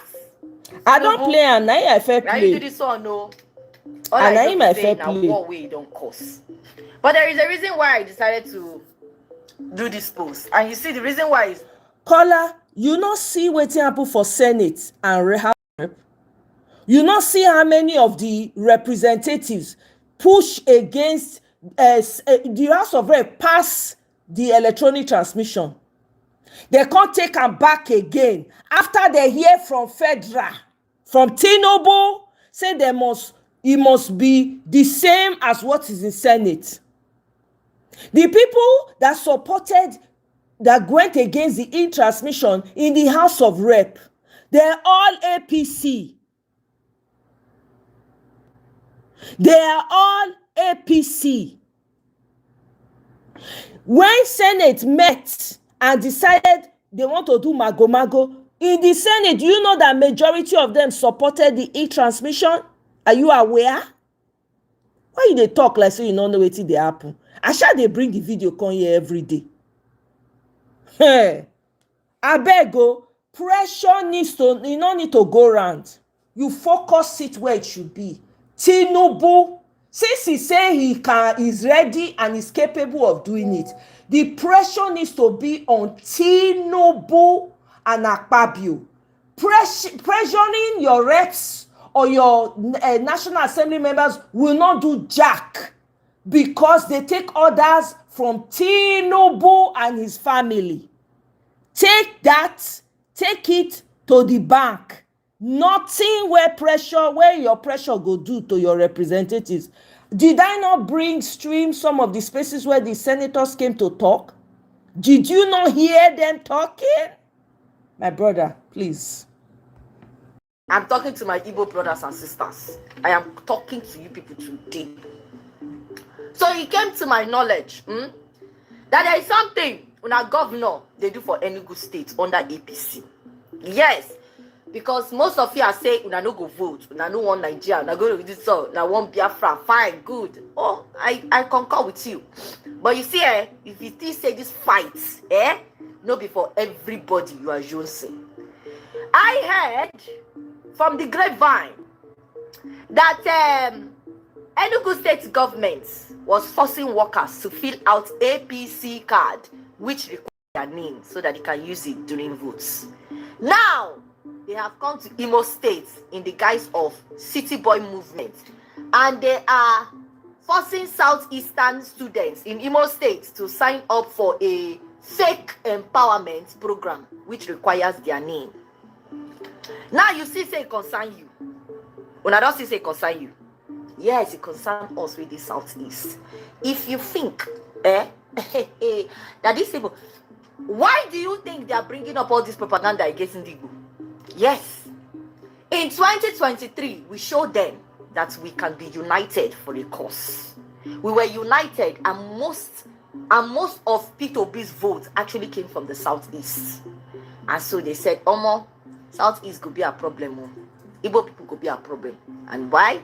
Decided to bring in the City Boy movement and the defection of the Southeastern governors. Ndigo, if we don't join hands together right now with our brothers and sisters, well-meaning Nigerians who want Tinubu to leave, I keep saying it, that we have a common enemy. Regardless of how much we say we want agitation. See, I am all for Biafra. If Biafra decides to come today, I am all. But you see, since Biafra never come, there is an elephant in the room, and that elephant needs to be buried. That elephant needs to be removed for us to breathe in that room and have circulation space. So we have to remove that elephant. And who is that elephant? Tinubu and APC. Yes, that is the elephant. On the protest ground today, We were not just Igbos, it was also Yorubas, Hausas, Benue, Edo, a lot of tribe on the protest ground today. The police did not ask, are you Yoruba? They didn't ask, are you Igbo? They didn't ask, are you Hausa? They did not ask that question. They tear gassed all of us. So if you think we are all not fighting the same thing, I don't know where you are coming from. I don't know what planet you are living in. See, it concerns everybody. Then I talk up. Say this poisonous, odorless gas, where El-Rufai talk say we about to bring into Nigeria. It is also possible, say that poisonous gas is for Nigerians. Exactly. It's also possible that it is for us. It is possible, allegedly. Allegedly, oh, but it is possible. Nigerians, Ndibo, this fight, I am making this video, like I said, specifically for my Ndibo brothers and sisters. We need to fight this fight together. Tinubu is a common enemy. If we are agitating for this and for that, guess what? He's also planning. With the City Boy movement, with the Southeastern governors that have defected to APC, they are planning to take your votes by force, by fire. See what Soludo they do to now. I mean market. You see, that is the kind of force they will exert the minute Tinubu comes back into power. You think you have a voice now? You think your voice has been stifled? Sorry. Let Tinubu come into power 2026. You will now understand what stifling of voice looks like. If you will not join every mini Nigeria to come out in full-blown protest and remove these people from the government seats, then I'm sorry. Biafra is far. I don't already play Igini. If you want to watch am, yeah, go the beginning. Call these next elections? How do we do it? How can we protect our votes? How can we guarantee victory in the next elections? How can we make sure that this APC that you're complaining about is the one? This is the one-term government. How can we do all these things? And for me, it is important that we understand the power of the people. That is exactly why I keep making these videos I'm putting out now. We have to understand the power of the people. For so long, Nigerians have failed to understand the power of the people. And because we have failed to understand the power of the people, that's why politicians take us for a ride. We have politicians and political actors that feel like the people do not understand that the people do not understand the power they have. And when you don't understand the power you have, you are powerless. It's just like an eagle that is being trained. You pick up a baby eagle, we call it eaglet, right? You pick up an eaglet and you put her in a midst of chickens. And she's growing up, and she grows up with the chickens. She will never know that she can fly until she one day flaps her wings and she sees that she's gone. And when she's gone, she's gone. That's exactly where Nigerians are. We're like an eaglet that think we are chickens. And because we think we are chickens, we don't understand the power we have. There is no reason or no excuse why people that are not up to 1,500 should be holding a whole country of over 200 million people to ransom. It's because the people do not understand the power they have.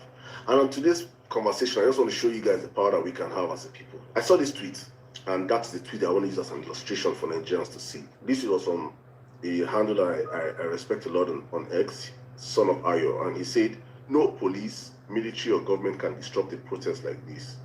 When Nigerians are tired, they will fall out. With this picture and some illustration. And you see the number of people.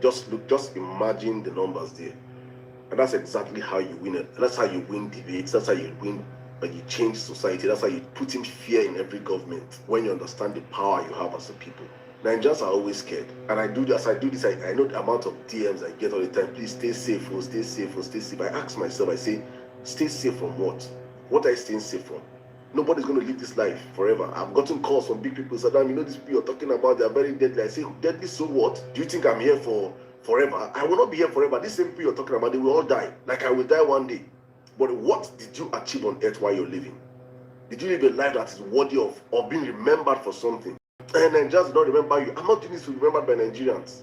I'm doing this for posterity to remember that I acted when my people were silent. That's why I'm doing this.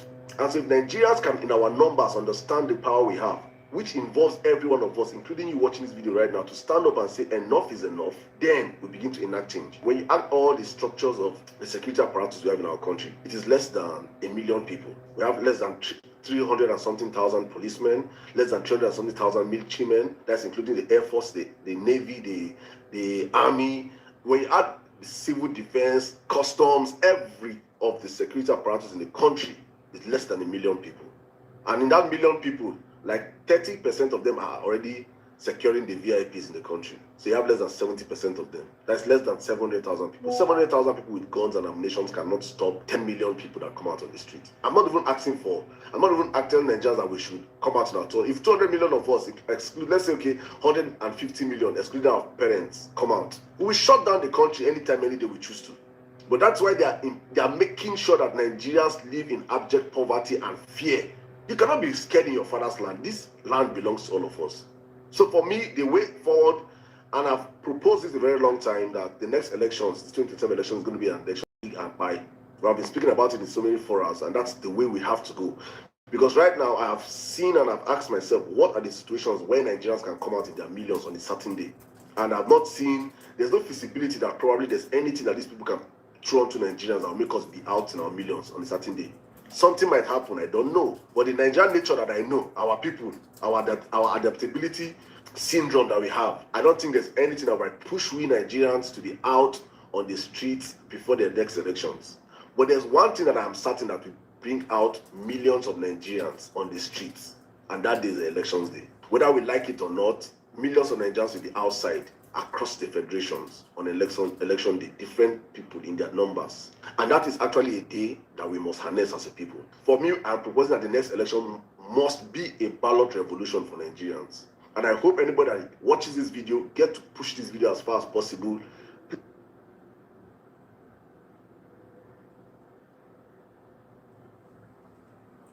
This is what everybody should be pushing right now. Everybody should be talking about coming out in millions. This is the message. If they're not going to give you clean, clear, no ambiguities, electronic e-transmission, there's no need. It's better for us to come out now and push for some change, because when the election starts and it's over, it is gone. That's it. Oh, you don't have voice again. Everybody enter house. This is the time to force what you need right now. Caller, I understand what you're saying. Put pressure on the people. Are putting pressure on their representatives. Their representatives are saying that when they come together and decide this is the way forward, they get orders from behind them. You know, here where some representatives, they say some people from back go collect money. I don't understand. The pressure still needs to rest heavily on T-Pain and Akpabio and the House of Rep Speaker. Abi, is it the president of the House of Rep and the president of the Senate? Those three people, now the pressure need to really compress, because your representatives are also powerless.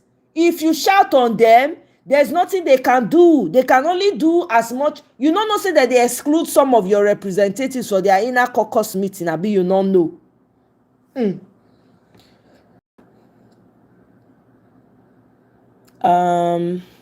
Okay, let's go. I have a couple more videos and that's it. Then why is the president of Nigeria giving billions to celebrities to impress me? Nobody needs billions. It is not legal for anybody to be a billionaire. But if you are a billionaire, all the billionaires in the world, is it that they are solving problems or they are creators? You don't need to trust Peter Obi. We don't need trust in politics. We need to make mistakes. But a mistake repeated more than once is a decision. Nobody should run for a second term if they were useless and incompetent. You like it or yes, Nigeria made Tinubu the president. And your vote fucking counts. I don't know who told you otherwise. Because if not, why would they spend billions for this matter? Just one matter now. We should be able to remove and put. And you have that power. His reviews are so bad. Whether he did anything good, that's not the... People died, bro. Hundreds of people died in his tenure. Nigerians are not even surviving to buy cars or to build house. No. They are surviving to eat for the next day. That's how bad it is. And every day you come on the news, you tell us how you use trillions and billions for nothing. Your vote does not count. They are fucking scared of you. They are scared of me. And my vote counts.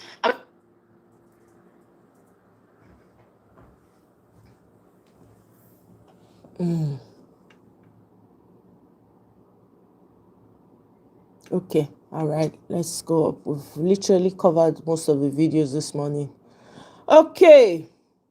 Cynthia Bamalu from Yaga Africa joining us via Zoom right now to talk about the past electoral act, rather the bill from the National Assembly. Thank you so much for joining us on the News Hour.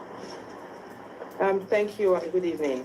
So what are the implications for the 2027 elections and considering the reduction in the days of notice? Well, I think it's quite a sad day for us as a people and as a country, especially on this journey of building our democracy. Because what the National Assembly has done today is to take us back to years of hard work. There was an advocacy in the last reform process that gave birth to this 360 days notice of elections. And why did we push for that in the last reform circle with INEC?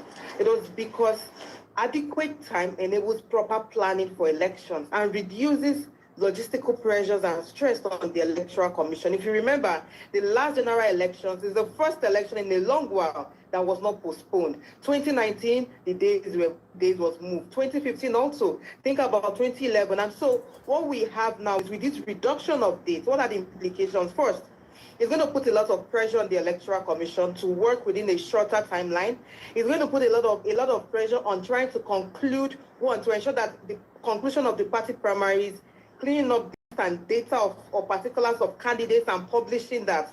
Because there was also a reduction on the time on when candidates or parties can submit lists of candidates from 180 days down to 120 days. And then you also have publishing of candidates lists from 150 days to 60 days. So basically what we're trying to do is achieve an election that is quite complex, but work within very tight timelines. This is what you're literally calling the fire brigade approach. Work between tight timelines and put a lot of pressure on the system so that when things become bad, all we would hear is, we blame the time that we didn't have enough time to plan the election. And I think it's quite sad and it's quite unfortunate that our National Assembly, in this stage of time, some of these lawmakers were here in the Ninth Assembly. They followed the debate. They understood the essence of some of these amendments. So it's quite unfortunate that in this crucial time, when Nigeria as a country, when our democracy was looking onto our National Assembly to save our journey to democracy,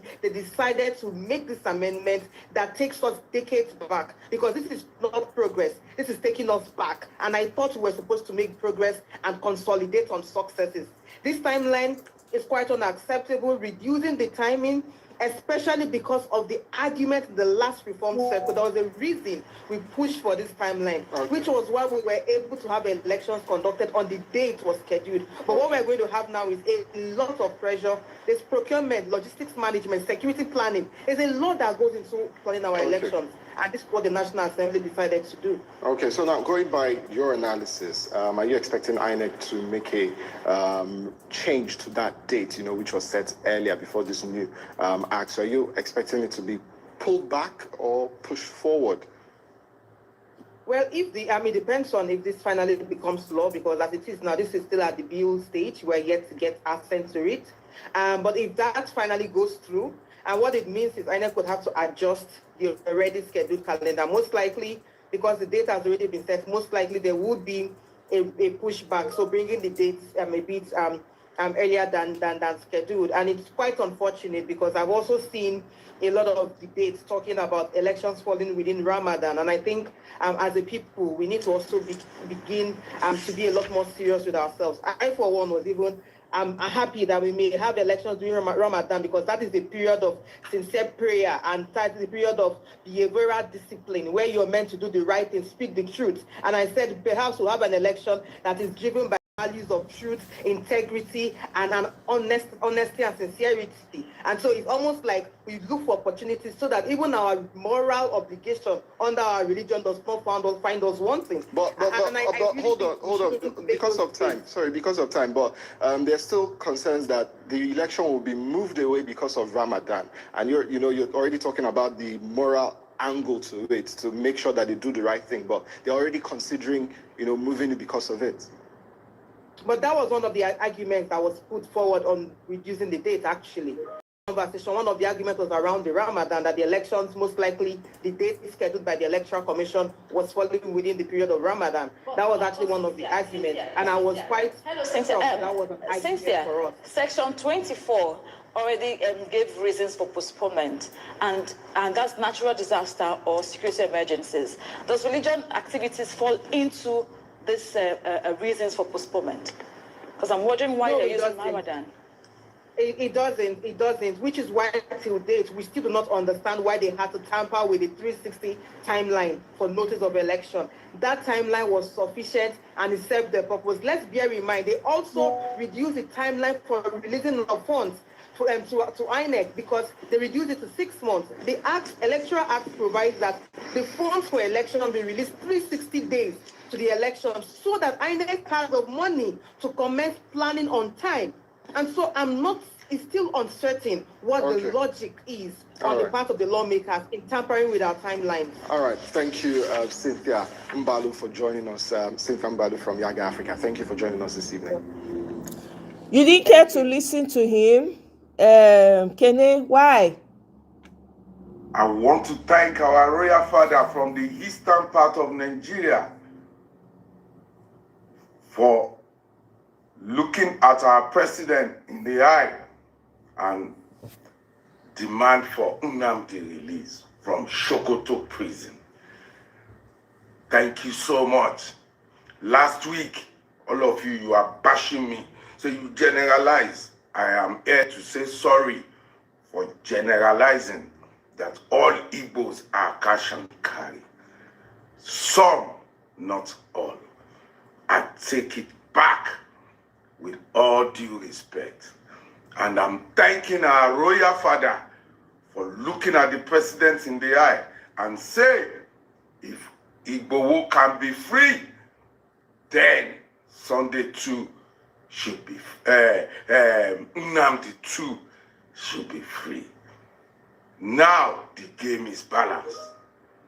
They use what they have, the Yorubas, the Kabesis, they use what they have to talk to the president, and they cleared Igbowo.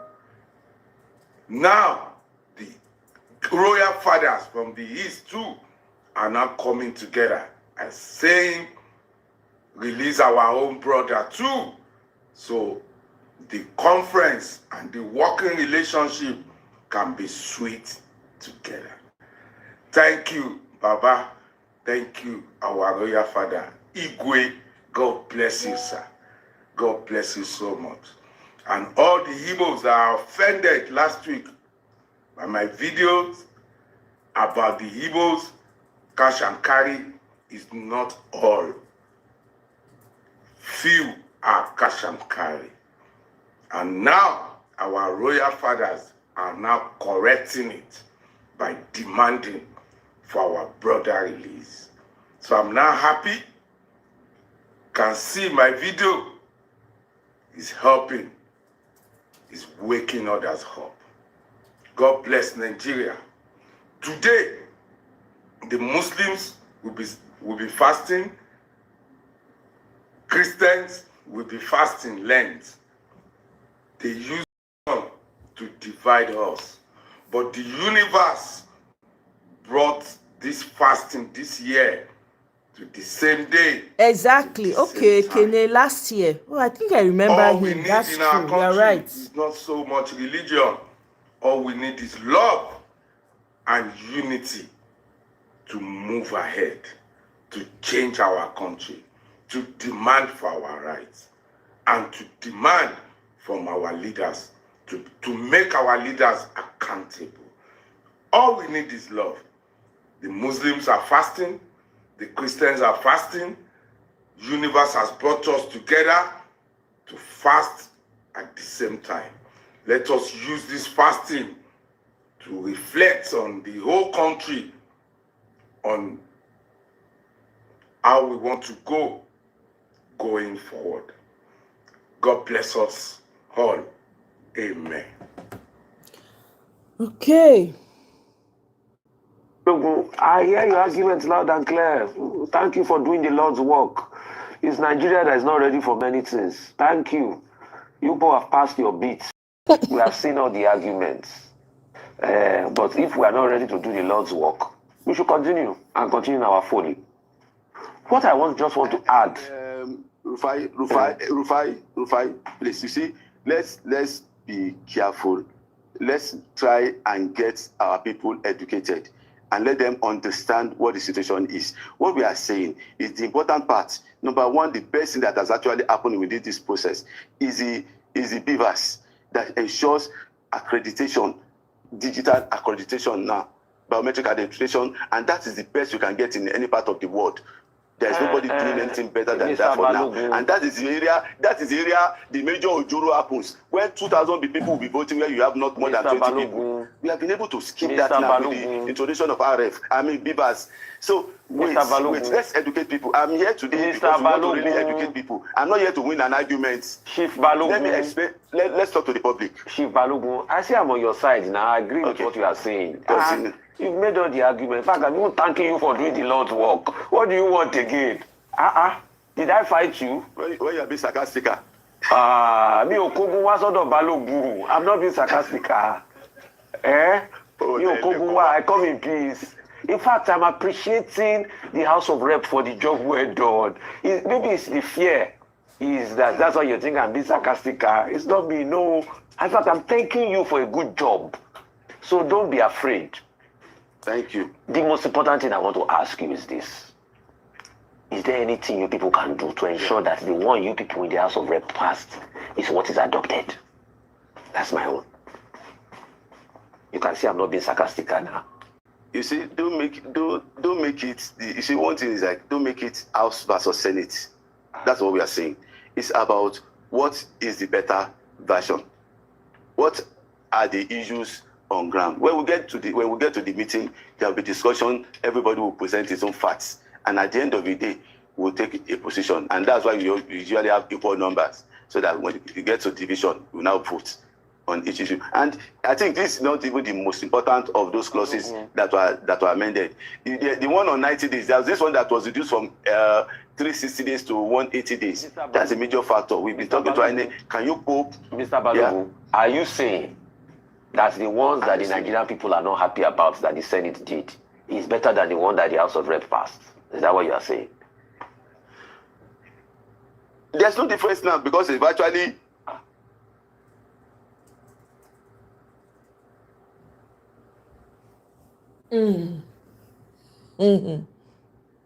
Okay.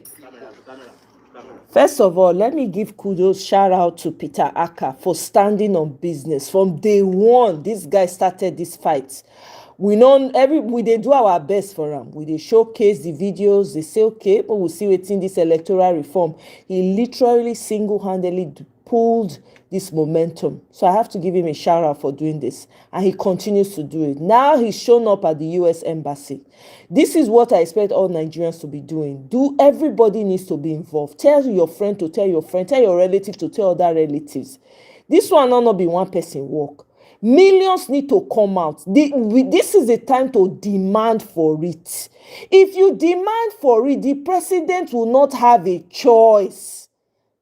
This is the time to fight. Let's not sit on this and wait for this type of rigging. And you know this man in power does not care how many people are slaughtered. He does not care. He don't give a damn. You have a gargoyle in office. He's an entity. Oh, okay. Well, let's play this video and I'll call it a day. I beg. Our assignment here today is simple. Camera. Sorry. Okay, to camera. Okay. Our assignment here today is simple. We want the international community to know what is going on in Nigeria.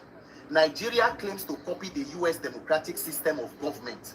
And even as we are speaking now, the Nigerian government is in a partnership with the US government on issues of security. And the world must know that to get stable or stability in this country, we must have credible, free, and fair elections. where the vote of the people should count, and the people must have confidence that what they do on election day is what results that are announced and the leaders that they get. So if the US is truly interested in having peace and stability in Nigeria, they must support the demand of the overwhelming majority of Nigerians to have credible elections. We have been at the US Embassy and the British Embassy. The UK, by the way, has been financing a lot of the electoral reform programs, even with the National Assembly. So we will have to ask ourselves the question, do we fund electoral reform programs to end with clauses in an act that is going to guarantee electoral malpractices? Nigerians have been demanding that we need mandatory real-time electronic transmission of results, and everybody who means well for this country must support that cause, because it is one of the only means to reduce human interference and issues of election rigging. In certain countries, in the European countries, in America, do people die during elections? In Nigeria, elections can become a death sentence, where people to cast their ballots and they are met with thugs, with violence, and all unprecedented violence is being unleashed on people who go out to vote. And we say we need technology. The INEC has been given money for technology, yet the National Assembly passed a bill with a caveat that we should go back to manual collation of results. We say no. Let everybody know exactly what is going on, that the Nigerian people are demanding. We only need a simple process to vote our leaders. Is it too much to ask, my dear sister? Is it a crime for votes to count? Do votes not count in the US? Do votes not count in the UK? Do European countries not have free and fair elections? So why should they be supporting a system, and at the end of it, every year after that support, the elections become more violent and more criminal? That is what Nigerians are saying. So we have brought it here. If even they need assistance from the US or from any foreign technology to get Starlink to power the technology, they will get the assistance that they need, because there is enough resources given to INEC. But for 2027, nobody should stand by and watch criminals in power rig themselves back into office, and then Nigerians are compelled to deal with the outcome of that. We say no, let the vote of the people count.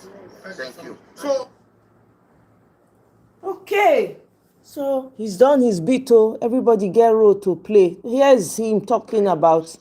Here is Governor Amunike talking about how they reach out to him. So let's take a listen, and that's it. Come and send me this type of message to join the campaign for Tinubu. And then, I for some seconds, I reflected deeply about myself. How I really presented myself. Do I look like? Do people look at me and be like, okay, this is like one of them. We can just give him money and change his life, and then he will. What do you they do edits? I'll read some of the message, and it's quite disturbing for me, and that is why you're not seeing me in governor's costume today. Because it's a serious matter. He said, if he, our leader, no, let me start from this now. He said, I've been watching your content. Please, you are not impressing me. You are only using your content to fight my leader, President Tinubu. I just want to let you know that President Tinubu is bigger than mere comedy sessions. So, first of all, when I saw this, I'm like, okay, first off, it is not your leader. That's my first response. First of all, he's not just your leader, he's our leader, he's the president of this country, with all due respect. So, even though he's forced on us and all of that, but, for courtesy, he's our leader. So, correct yourself. You say our leader, it means you've already decided that this person is for you people alone. But that's fine. So, and I told him, secondly, content are on the fight against bad governance. So it's not just about Tinubu. My content is bigger than Tinubu. Is bigger than Nigeria. It's for entire Africa, for a better Africa, politically, for us to know what we are supposed to do. That's what gave birth. That's what gave birth to the type of content I do. So don't just come up with whatever illusions you have in your head, right? So even after Tinubu, we will still be here to address things. Even if things get better, you will still see me to address the loopholes. So it's beyond you. It's beyond APC, right? It's beyond that. And he said, if he is the person you were trying to correct me, if he's our leader, like you said, why do you mock almost all his moves? You never use Nnamdi Kanu, show me the law, to act comedy. Right? I try to understand that phrase, but let's talk about, if he is our leader, like you said, why do you mock almost all his moves? Okay, which part of his moves did I mock? The mass barrier of innocent citizens, or the not being available, not responding to us, or the hardship. Like, which part of it is mockery, right? Which part of it is mockery? So, the last time somebody sent me a message and said, no matter what you do, have it in your head that Tinubu will still be here till 2031. And I looked at that message and I'm like, bro, why don't you go to the village, go to the streets, go to the suffering Nigerians, look them in the eye and say, oh, you will suffer, you don't finish. Why don't you go there? Look at me, you look at me finish. You feel like I'm the one who will be so drenched in that suffering. No, it's not me. Go to our fathers and mothers, the ones that, feeling the heat. You go to the hospital, people are not able to pay their hospital bills and all of that. And then I will continue. Say, join us, and I will open you up to offers bigger than Facebook crumbs that you earn. Thank God you know that I earn Facebook crumbs. Thank God you know that I earn good money, right? And thank God that I'm not into drugs or into any illegal business. I thank God that you know that. So at the end of the day, you have nothing to hold me, right? I've never been in any business that looks illegal, that sounds illegal, that's even related to. So thank God you know that. So first of all, let me clear you, right? I graduated as physics electronics student, right? So even if content ends today, I'm okay. I'm telling you, I didn't come to this space because I wanted to make more money. It's not something I just thought about. Say, I want to be a content creator, I need money. No, right? Or I wanted to fight government because I need money. I'm looking for offers. No, I didn't come here because it was, a drive to make more money, right? Before the era of Governor Omoye, right? I already have videos doing numbers. I have videos on Facebook as 100 million views, 90 million, 40 million. These are thousands of dollars. So what my eyes are on now are just small private businesses that will make money all right. So kill that mentality, the crumbs. And where were you when I was? Where were you? If you take only me out of the street, what happens to the rest of the Nigerians? Right? Where were you when I was sleeping in the office? Where were you when I was doing 9 to 5, when I didn't have anything, when I couldn't go to the hospital? Where were you? Till I was 30 plus years.